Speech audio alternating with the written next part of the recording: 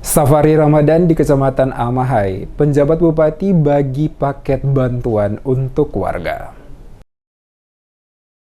Memasuki hari ke-12 bulan suci Ramadan 1444 Hijriah, pemerintah Kabupaten Maluku Tengah kembali menggelar rangkaian Safari Ramadan setelah sebelumnya dilakukan di 3 kecamatan di Seram Utara. Kali ini rombongan Safari Pemda Maluku Tengah dipimpin penjabat Bupati Muhammad Marasabesi didampingi Dandim 1602 Letkol Infanteri Muhammad Yusuf Aksa serta sejumlah pimpinan OPD mengunjungi Masjid Ar-Rahman Sohoku, Kecamatan Amahai, Senin 3 April. Dalam sambutannya, penjabat bupati mengatakan, Safari Ramadan yang bertujuan untuk meningkatkan silaturahmi, memperkokoh ukhuwah Islamiyah, serta menyiapkan umat Islam menyambut Idul Fitri dengan rasa bahagia, aman, rukun, dan damai.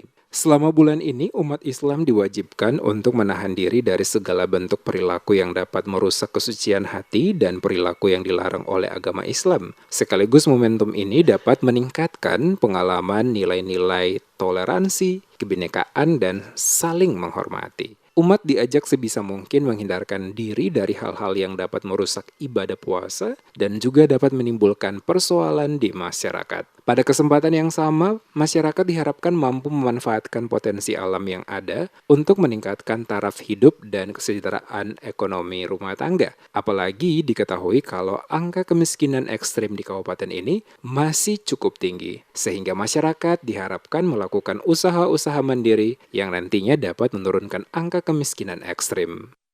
Pemerintah Kabupaten Maluku Tengah tahun ini mengadakan kegiatan Safari Ramadan yang bertujuan untuk meningkatkan silaturahmi, memperkokoh ukhuwah Islamiyah, serta menyiapkan umat Islam menyambut Idul Fitri dengan rasa bahagia, aman, rukun, dan damai. Safari Ramadan tidak semata-mata agenda rutin tahunan, tetapi kegiatan ini memiliki arti penting dan nilai strategis sehingga patut dihayati dan dimaknai secara dalam oleh saudara sekalian.